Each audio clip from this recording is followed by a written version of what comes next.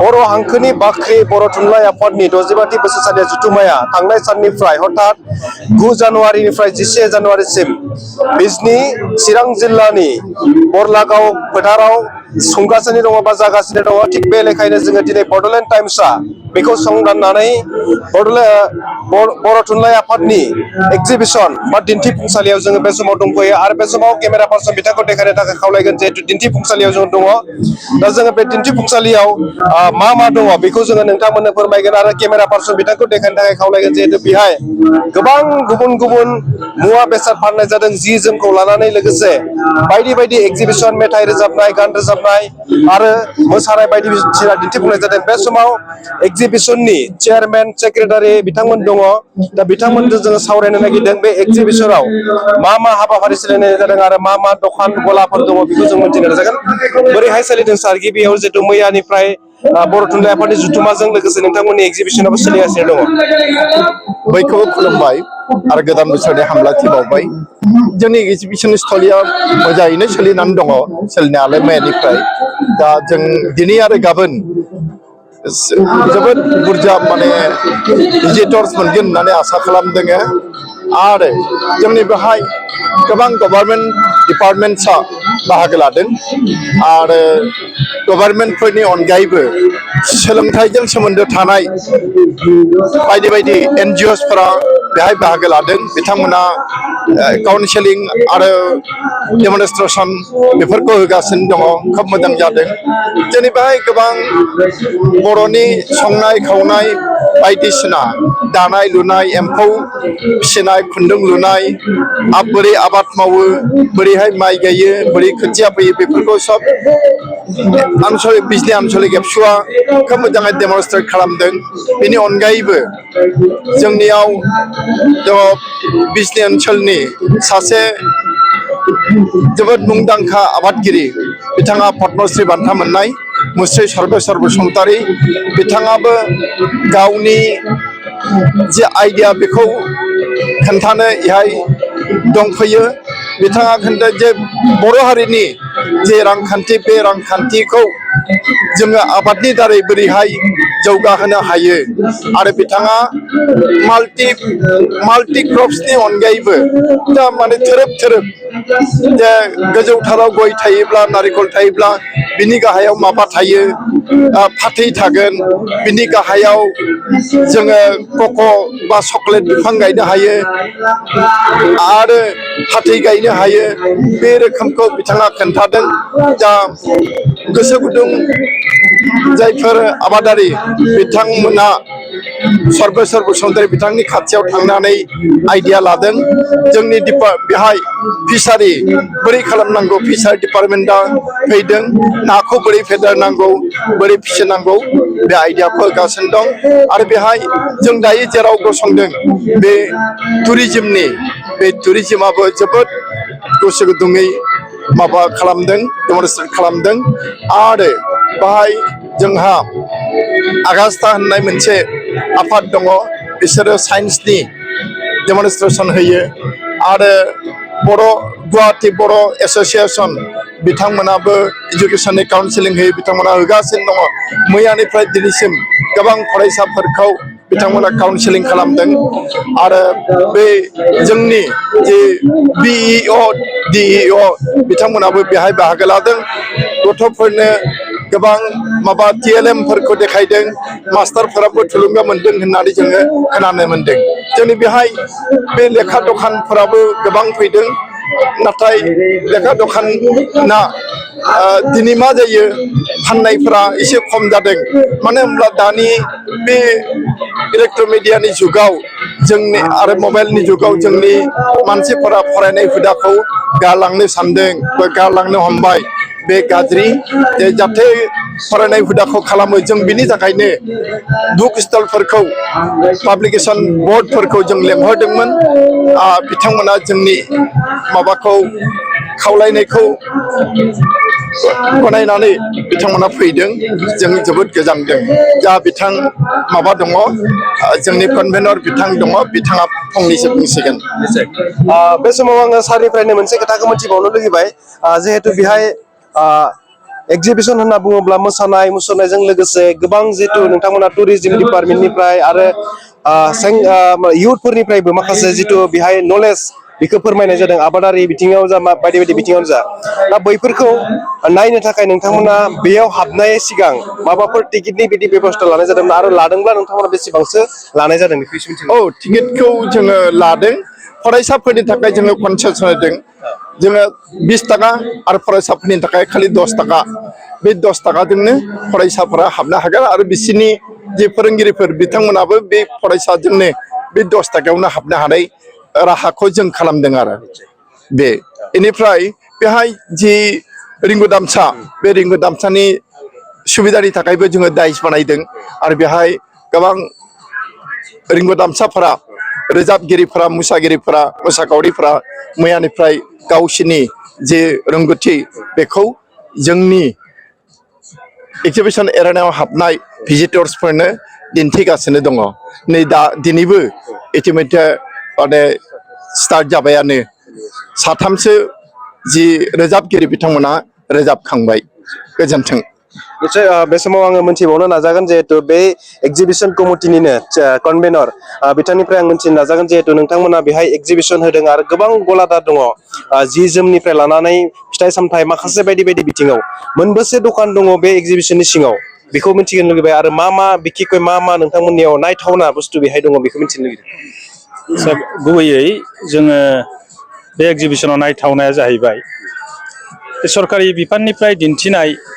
जोंनि गुबै बुंनो थाङोबा जोंनि बर' माहारिजों सोमोन्दो थानाय जुदि जोंनि बर' माहारिफोरा आबादाव जोङो बा खालि माइ आबादल' नङा बिफां लाइफां गायनायजों लोगोसे ना फिसिनाय एम्फौ फिसिनाय बेफोरनि फारसेबो जोङो बे डिपार्टमेन्टनिफ्राय जोङो जथेस्थ' जोङो मदद मोनदों बिथांमोना दिन्थिफैदों सेरिकालसारनिफ्राय फैदों फिसारि डिपार्टमेन्टनिफ्राय ना फिसिनायनिफ्राय बिथांमोना बाहागो लादों आबाद बिफाननिफ्राय बिथांमोनाबो जोबोद मोजाङै दिन्थिदों बिनि अनगायैबो दहाय जोंनि सारा बुंलांनाय बायदियै जोंहा माखासे सोलोंथाइ बिफानावथ' दंखायोआनोसै आरो माखासे जोंनि रिटायार्ड जोंनि बर'नि गिदिर अफिसारफोर आइएस अफिसारफोर LIC अफिसारफोर बिथांमोनाबो बेवहाय फैनानै गुवाहाटिनिफ्राय फैनानै बिथांमोना मोनसे केरियार काउन्सिलिं बिथांमोना होगासिनो दङ आरो गोबां गथ'फ्रानो बेवहाय बाहागो लानानै गावसोर मिथिनो गोनांखौ बिथांमोना मिथिनानै लादों आरो लोगोसे बिनि अनगायैबो जोङो दखान हिसाबै स्टल हिसाबै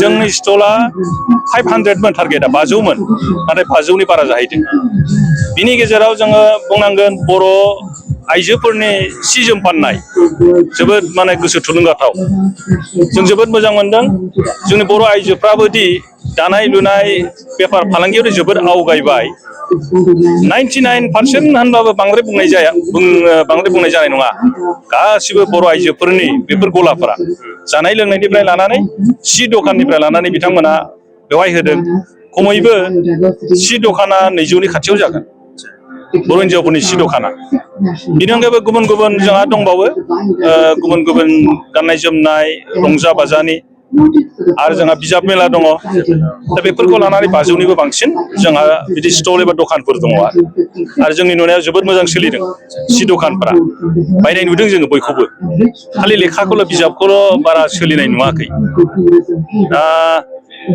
गुबैयै मैयाथ' जागायजेननायमोन दिनै नैथि सानाव बे फुंबिलि समाव बारा जाथ'वाखैब्लाबो बेलासि समनिफ्राय जोबोद मानसि जायो जों आसा खालामदों दिनै दा बेलासिनिफ्राय आरो गाबोनसिमाव जोबोद मानसि जागोन जों बेखौ मिजिंथिदों आरो नायनो थाखाय बे समाव आं मोनथिबावनो लुगैगोन जिहेतु बर' थुनलाइ आफादनि 65थि बोसोरसालि जथुम्माया मैयानिफ्राय जादों आरो 11 जानुवारिसिम थागोन बा हथात गाबोन जोबगोन दा बे समाव नोंथांमोना एक्जिबिसनखौ नायफैहोनो थाखाय रायजो राजाखौ नायफैहोनो थाखाय गोबां समायना रमायना बेहाय साजायदों मेन गेटखौ नायोब्ला नोंथांमोना बर'नि माखासे आगजुफोरजों खाम सिफुं सेरजा बिदि माने बायदि बिथिंजों नोंथांमोना मेन गेटखौ साजायदों एक्जिबिसन मेन गेटखौ नाथाय नोंथांमोना बेबायदि गाज्रि नाङाखै नामा जे गाबोन अखानायब्लानो नोंथांमोननि इमान समायना रमायना जिहेतु साजायनाय बेखौ सेफायफिननो गोनां जासिगोन बिनि सायाव नोंथांमोना मा बुङो? नंगौ माने मोनसे आसास आरो मोनसे मिजिं लानानै जों गोसोखौ जोबोद थुलुंगाखांनाय जों खामानिखौ मावदों। नोंथाङा सैथो खोथाखौनो बुंदों जे इसिबां जोङो नाजानानै इसिबां मावनानै बेखौ गाबोन सानसेनि उनाव जोङो इसिबां मानसिजों सोमोन्दो लानाय बुंनो थाङोबा बे मेलनि गेजेरजों बे जुथुम्मानि गेजेरजों जों गोबां मानसिनि महरखौ जों नुनो मोनदों। जोंनि आसामनिल' नङा गासै भारतनि गुबुन गुबुन रायजोनि मानसिफोरखौ जों नुनो मोनदों। जों बर'ल' नङा बेवहाय मणिपुरनिफ्राय दंफैयो, नागालेण्डनिफ्राय दंफैयो, जों काश्मीरनिफ्राय मोननैसो स्टल दङ आरो लोगोसे आसामनि गुबुन गुबुन हारि माहारिफोरनि मानसिफोर दङ। बिथांमोनजों जोङो बे माखासे सानफोराव जोबोद आंगोयै जों रायज्लायनो मोनदों। बिथांमोना जोंनो बेहाय दखान होनो फैदोंब्लाबो माखासे खोथा बाथ्राखौ जोंनो मिथिहोदों। जोंनि बे जायगानि सोमोन्दै बिथांमोना जोंनाव सोंनानै लादों, जों खिन्थानो मोननायाव गोजोननाय मोनदों आरो जोंबो नुफेरि खोनाफेरि बाथ्राफोरखौ जों मिथिनो मोनदों। दा बे जिनिसखौ बे साननैसोआव आंगो जानानै माने गोमागोन जोङो गोमानायाथ' बिदि दा सानथ'वाखै, खिन्थु गाबोननि उनाव बे साननायाथ' फैखागोन। अब्लाबो बेथ' आरो साननाय थानांगोन, दुखुआथ' मोनगोन। इसिबां बानायनानै इसिबां रंजानानै हथात जुदि जोबनानै थाङोब्ला निस्सय दुखुआ थायो। अब्लाबो माथो खालामनो, बे माने समनि थिननाय आरोखि। बे जोंनाव जोब्बाय आरो गुबुनावथ' थांखानांगोन। दा अब्लाबो जोंनाव मोनसे गोसोआव मोनसे जारिमिन जानानै थालांगोन। जोंल' नङा जोंनि बिजनि ओनसोलनि बयनिबो गोसोआव बे मोनसे जारिमिन जानानै थालांगोन। आरो नोंथांमोना खोनाखादों जोंनि बे बर' लावगाव थेंफाख्रि फोथारा मोनसे जारिमिनारि थावनि।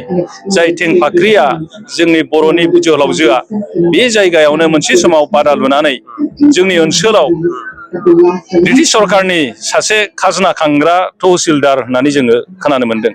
आरो बे जायगायावनो जोंनि बे एगजिबिसन जों बे जायगा बानायदों, बे जायगायावनो दङमोन होननानै मोनसे सिन दंमोन। नाथाय समनि फाखनाव बे माने गोमोरलांबाय।